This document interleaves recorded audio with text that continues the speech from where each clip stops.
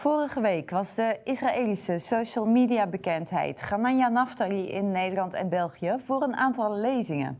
En daar was nogal wat over te doen. Tijdens een van zijn lezingen, de avond in Surhuis-te-Veen, drongen een paar anti-Israël demonstranten de zaal binnen en verstoorden daar de avond, waarop het publiek weer reageerde met het zingen van Hevenu Shalom Alechem. Maar hoe extremistisch is Hananya Naftali eigenlijk? Vorige week sprak ik hem in onze studio in Nijkerk over zijn standpunten en zijn motivaties en over zijn werk en zijn ervaringen in de oorlog als militair verpleegkundige in Gaza.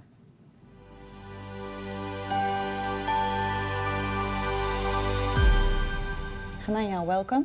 Thank you. It's good to have you here. And we want to start this interview with giving you a few statements about Israel. Okay. And for each statement you have 1 minute to answer. And I invite you to answer in the camera. Are you ready for it? Yes. Okay, here comes the first statement. Israel is committing genocide in Gaza. If Israel is committing genocide in Gaza, genocide against Palestinians, then we're doing a very bad job at this. Because you look at the numbers. Numbers don't lie. People can lie, numbers cannot lie. In 1960, you saw that Palestinians were at a certain number, I believe around 1 million or even below that, and you see the numbers today. The total number of Palestinians, not just in Gaza, is over 5 million. So that goes to show that not only that Israel does not carry out a genocide, but Israel is actually taking care for Palestinians. You see them in Israeli hospitals, working in Israel. So the answer is no. Israel is not carrying out genocide. Israel is in fact a blessing to Palestinians. Don't ask me. Speak to the Palestinians. They will tell you they work in Israel and they enjoy getting the benefits from Israel. We go to our next statements. In the context of years of occupation, October 7th was a logical consequence. People like to say that October 7 is, Israelis say that before October 7 there was ceasefire, which is true. And the other side, pro-Hamas, they say, well, it's not October 6th, it's October 5, 4, 5, blah, blah, blah. Years of occupation and ethnic cleansing, and they like to say that it's the logical answer. And actually, if you look at the years, all the way for 1947, with the partition plan, the Jews said yes to a two-state solution. They said one state for the Arabs, one state for the Jews. We agreed, the Arabs did not agree, and started to wage war of genocide against Israel. So you look at along of the years, Israel always extended its hand for peace, and it is not the problem here. Israel offers peace, and it's time and time again that the Palestinian leadership refuses to have peace with Israel because they don't want peace with Israel. They want peace without Israel. They want a solution that does not include the word Israel. We go to our next statement. Christians must fully support Israel and not be too critical on Israel. I disagree. I think that Christians are commanded in the Bible to bless Israel and to pray for Israel. It's not a recommendation. If you ask God, it's written in the Bible. That does not go to that you have to turn a blind eye. You can criticize Israel's policies. You don't have to like the policies of Israel. That doesn't mean that you don't support Israel. But supporting Israel means that you will always stand with Israel's right to exist, and you will always stand against anti-Semitism. And I think that if you have a problem with that, then how can you call yourself a Christian? Because almost any page that you open in the Bible, you see the word Israel. Israel is important to God, and Israel should be important to every Christian. We go to our next statement. Criticism of Israel is anti-Semitism. So that matches with the previous answer, that you can criticize the policies of Israel. Israel is a country. Israel is not perfect. Show me, however, one country that is perfect. I'm here in the Netherlands. It's my first time here, and to me, in my eyes, it's an amazing, perfect country. I'm sure that if you look with your eyes, you can find things that you don't like about the Netherlands. There is no perfect country in the world, but the fact that they put Israel under the microscope, this is a problem because Israel is actually trying to do everything in its power to help Palestinians, to help our neighbors. We made 4 peace agreements with Arab countries. We clearly offer peace, not conflict. We go to our last statements. The slogan, "From the river to the sea, Palestine will be free," is a legitimate claim for Palestinian independence. So actually, this is a very hateful statement that many people don't understand. Free Palestine from the river to the sea. Most people don't even know what is the river, what is the sea. Actually, it means from the Jordan River to the Mediterranean Sea. That's exactly where Israel is. People who chant this, you need to ask them, what do you want to free Palestine from? And the answer is Jews. They don't want Jews living there. This is why it's a very anti-Semitic statement, because it basically shows their true colors, that they don't want peace with Israel. They want peace without Israel. And this is everything that Hamas stands for. They want to build an Islamic state on top of Israel. This is the truth. Thank you very much, Hananya. So, you are now for a few days in the Netherlands. We invited you as Christians for Israel a few months ago, and we organized everything, and people were registering to come to the evenings that we organized. And then something changed, and 3 locations where you were supposed to speak that were planned, they cancelled for different reasons. But the most important reason was the bad information that was spread about you as a person and the message that you give. So how does that make you feel? I love when I'm hated because it means that you're doing something right.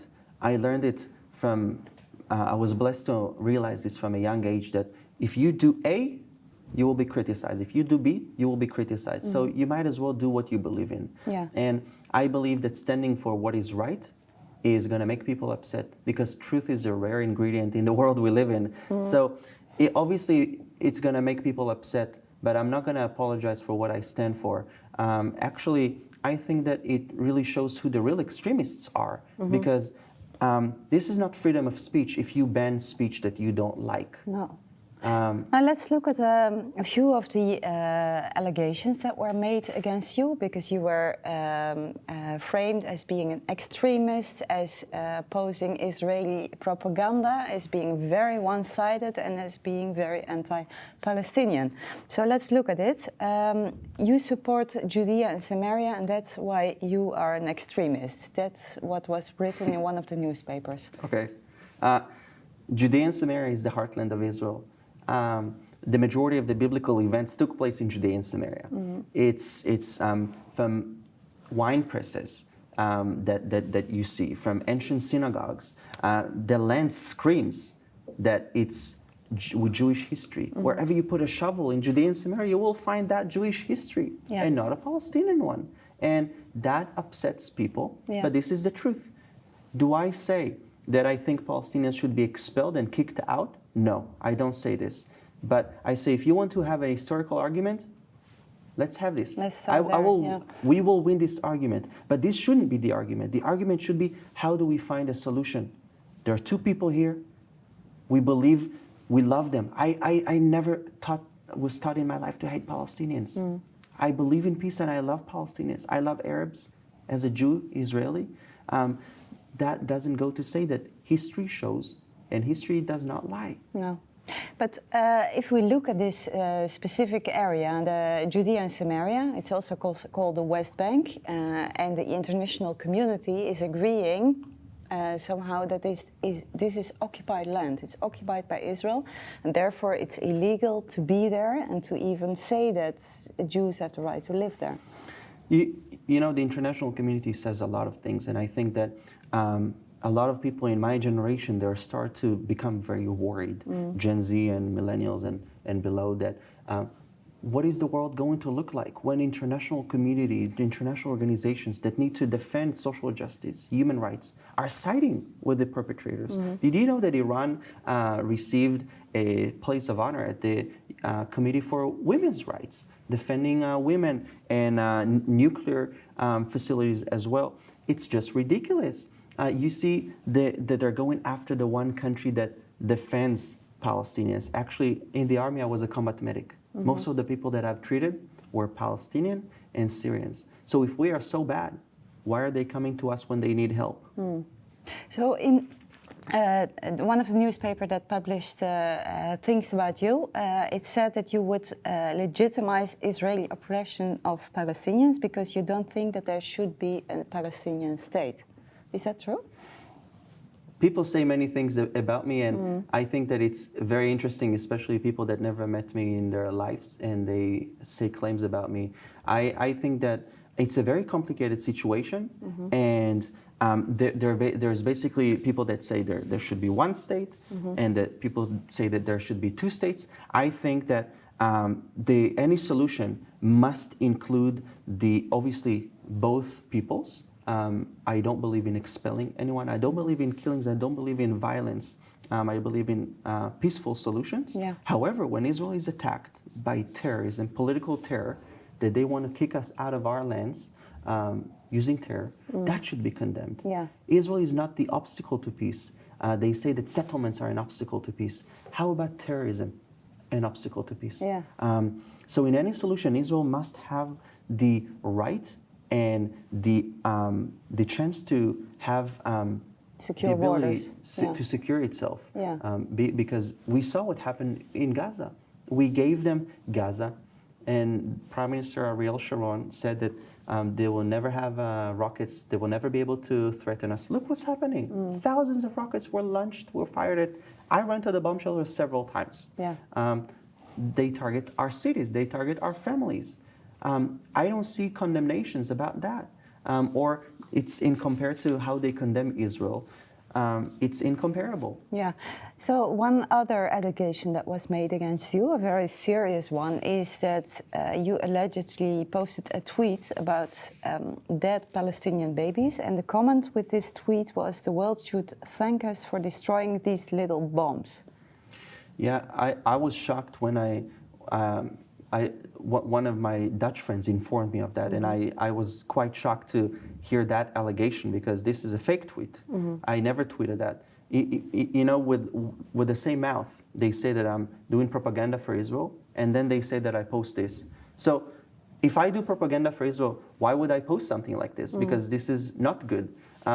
So it's just illogical. Actually, the truth about this fake tweet is that an Iranian media agency called Tasnim, they first tweeted posted this, They did, in order to make allegations against me, using me. How do you know that they posted it? Well, because I deal with advocacy in Persian. I speak with the Iranian people in Persian language. That makes the Iranian regime very, very angry with me.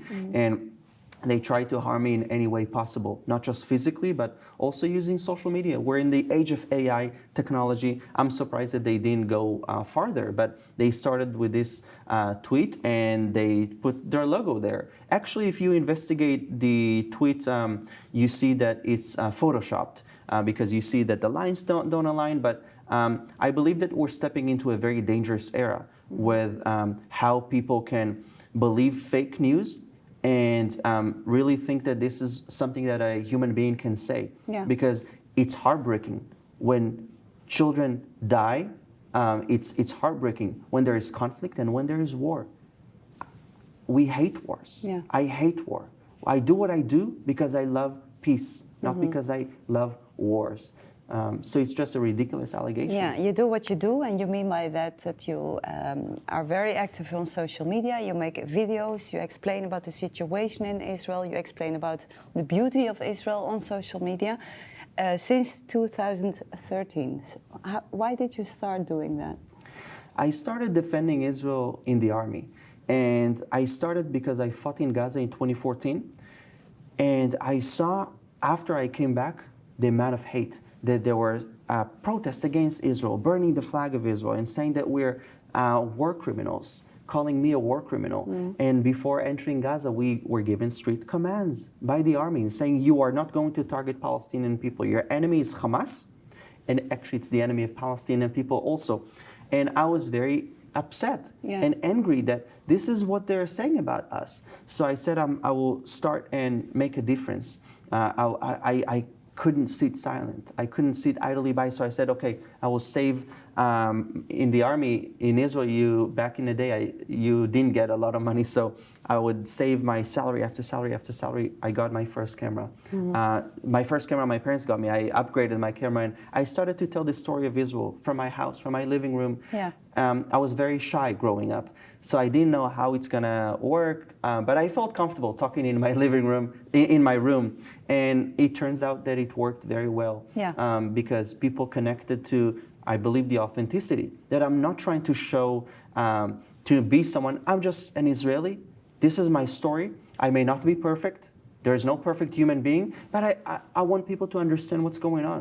I don't ask people to love Israel. I would love people, everyone, to love Israel, but I want people to know what's going on and then decide for themselves. Right, because your work grew, so you have been doing this for over 10 years, and now millions of people follow you. Is it important that people follow the news about Israel through an influencer like you? I think that it's very important because it breaks this. I believe in building bridges, and this is why I'm in the Netherlands, to build a bridge between Israel and the Netherlands, because we are very similar, Israeli people and Dutch people. We're very straightforward, and we don't like to be lied to. We don't like the blah, blah, blah, blah, blah. Get to the truth, get to the real meat. And this is why I think it's very important to stay connected with platforms like I have, because I just give you the truth. And if it's bad news, I will tell. I will say that this is what's going on. Yeah. Because I think that we live in this world where credibility is like gold, and people are sick and tired of fake news. Yeah. Since October 7th, the war in Israel started, the most recent war. What did you do since then? So when the war broke out, everybody were shocked. I woke up and ran into the bomb shelter again and again and again. And then I got deployed. 2 days later, I went to the northern border. I got deployed in the Armored Corps, in the tanks, and a combat medic there. After that, I got called back to join the digital warfare, defending Israel in the digital arena. And that's what I've been doing for the past few months. Yeah. I've also been deployed back. I was in the Gaza Strip, and I have to tell you, though, that the things that you see in the Gaza Strip and in southern Israeli communities are not what you see in the Dutch media. Tell me, what is the difference? Because you have been in Gaza, you have seen it with your own eyes. Right. What did you see? So when you watch the media, mainstream media, they almost portray Israeli soldiers like we go with a gun and we just shoot everything that looks Arab. How ridiculous this is. Actually, when you're in the Gaza Strip, you're taking care of Palestinian civilians. We saw Palestinian people, not me personally, but my friends saw Palestinian civilians that needed medical care, took care of them. Israel spends so much energy in warning Palestinians. Israel made over 13 million phone calls to Palestinians, distributed leaflets, deployed drones with speakers to say, hey, please evacuate. We're going to target this area soon. What kind of an army in the world spends so much money and energy into warning the other side that, hey, we want to target this? And Israel is paying a heavy price because also Hamas knows that we're going to target it. But this is what's happening in Gaza. In southern communities, you saw homes invaded, broken into by terrorists. You see bullet holes in homes, in the living room, in the kitchen. You see blood on the floor.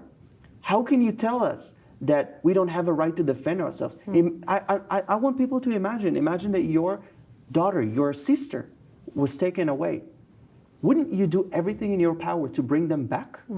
So this is why we are in war, because of people like Neama, photos behind you that they're in a living hell. There's evidence of rape, and you don't know what they're going through. Are they eating? Are they getting the medicine that they need? We have a baby that celebrated its first birthday on planet Earth in Gaza. How can we not defend ourselves? But still, people will react to that. They will say, okay, there is 130 hostages in Gaza, but does that justify the fact that 2 million Gazans have to suffer under this war? Is it like a punishment in a whole? And a lot of people like to say proportionate response. And I liked one of the journalists said, how can you talk about proportionate? So if you want Israel to do a proportionate response, so you want Israel to kill the same exact number of Palestinian children, rape the same exact women, burn the same exact houses? This is proportionate response. Israel is not like them. The Gaza Health Ministry releases big numbers of 30,000 people dead. Don't forget that this health ministry in Gaza is run by Hamas. We saw them using hospitals as headquarters for terror. You know, in a place where you deliver babies, they were delivering weapons to militants. So it's heartbreaking. War is bad, but let's not forget that a poll was conducted recently that showed that the majority of Palestinians in Gaza actually support Hamas. Yeah. Many of them do not. I don't believe that civilians should ever be a target. But war experts are also saying that they're seeing something. Israel is creating a new standard for urban warfare to not target civilians, only the combatants. But, Sarah, I have to say that it's hard because the terrorists dress as civilians. And that's hard to recognize them then. And still, Israel is targeting the terrorists. Right, but the suffering is there. We see the images on the news, and maybe it's one side of the image and we don't see the full. I haven't been there, you have been there. But the suffering is there. So for those people who feel with the Palestinian people and they care for them, it's also hard for them to know what is a good solution. You say Israel is preventing from harming civilians, but we see the pictures daily on the news. I have to say that it's heartbreaking, and I'm not here to say that Palestinians are not suffering. Israelis are suffering and Palestinians are suffering. This is why war is so terrible. But I have to say that before this war, there were thousands of Palestinian workers from Gaza coming to work in Israel. I visited the Hadassah hospital in Jerusalem. I saw beds with patients from Gaza receiving life-saving surgeries by Israeli and Arab doctors. And all of that stopped because Hamas decided to carry out the genocide against Jews to try to erase as much of the Jewish state as it can. So I would challenge the viewers with this question. If you had a neighbor that said, hey, I murdered your neighbors and I would murder you too if I could, what would you do? The only, you know, when the Allied forces were fighting the Nazis, Nazi Germany, nobody said, hold on, let's discuss this. They said, this is evil. We need to uproot this evil. Just imagine what the world would have looked like if the Allied forces would make peace with the Nazis. Right, yeah. So if we look to the future, do you think realistically that there will be peace soon? This is my wish. We grow up in Israel with the word shalom, which means peace. In Arabic also salam, which means peace. We're one Abrahamic family. We were never meant to be enemies. And this is my wish, to see peace. I visited the Dead Sea and I filmed a video about Israel. An Arab came to me and said, what are you doing? And I said, I'm filming a video about Israel. And he said, come drink coffee with us. And he was from Jericho. And he said, this is something that we wish for, to see peace with you. Yeah, but do you think it's going to happen soon? I think that with the current leadership, it cannot happen. There has to be a new leadership that loves the Palestinian children more than they hate Israel. Because we need to break this cycle through education, because they're teaching the next generation to be violent against Israel. We don't teach our children that Palestinians should not exist. They teach that Jews should not exist in Israel. So it's a problem. I have to say, Sarah, I spoke with a Palestinian from Gaza that fled Gaza. He lives in Israel now. And he told me, Hananya, even if we gave them Jerusalem, even if we gave them all of Israel and went back to Europe, they would chase you down there and kill you because they have a problem with the Jews, not with Israel. This is a war not about land, it's a war of religion. But it's also a sad thing to realize that, you know, this war is not going to be over, because it's also an idea of people, an ideology. Yeah. It's a radical ideology, and you cannot limit this to a border. People think that this radical ideology of Hamas is in Gaza. It's not in the Netherlands. It's not in Berlin. But you are you see that it's happening. Yeah. You see pro-Hamas supporters protesting, calling for in the disguise of ceasefire. So how about calling for the release of the hostages? Israel wasn't the one that started this war. No. And they actually started this in 1947 when they waged war against Israel. And also before the establishment of Israel in 29 when the massacre of Jews in Hebron. So it's not an excuse, the establishment of Israel, to start a war against Israel. It's the Jews. Yeah. You're a believer in Yeshua, Yeah. in Jesus. How does your faith help you to continue your work? My, you know, love is what leading me, because I believe that God is a God of love, a God of grace, but also a God of justice and a God of war. If you read in the Bible, He's saying, I will fight for you, be still. And I put my hope in God. When I wake up in the morning, I read my Bible. It's something very encouraging to, you learn lessons of loving your enemy, of not wanting conflict, but also believing in justice. And it's something that really helps me also to connect bridges between Jews and Christians, because I'm Jewish myself. I think it's an amazing thing to read your Bible, and it's the most relevant book. Yeah. It's written in the Bible that Israel is going to be attacked. The nations will rise against Israel. God says what will happen to them. Right.